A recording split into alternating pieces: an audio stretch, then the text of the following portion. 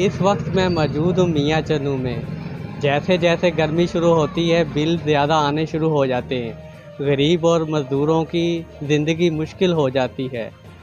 کسان اتحاد ضلع کھانے وال کے جنرل سیکرٹری ہمارے ساتھ موجود ہیں۔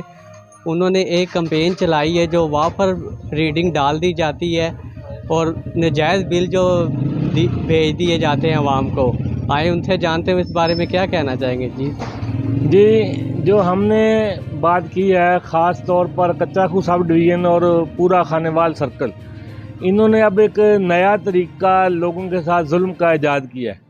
پہلے یہ ہوتا تھا کہ یہ اوور ریڈنگ کرتے تھے، لیکن اب بل پر تصویر آ جاتی ہے۔ وہ انہوں نے یہ کیا ہے کہ 5-10 دن ریڈنگ کو لیٹ کریں گے تاکہ لوگوں کے بل 200 یونٹ سے کراس ہو جائیں تو ان کے پیسے زیادہ بنیں۔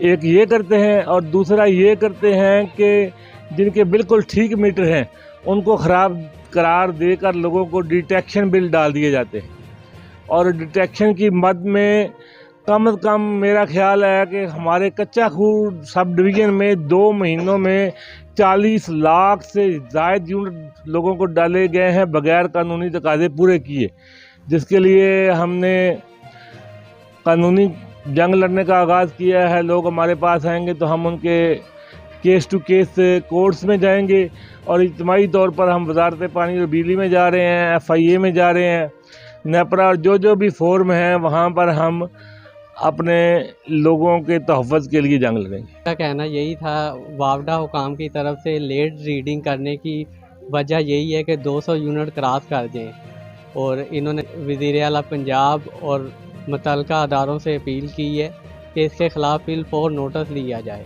کیمرہ مین محمد علی کے ساتھ محمد ساجد، دنیا صحافت کی، میاں چنوں۔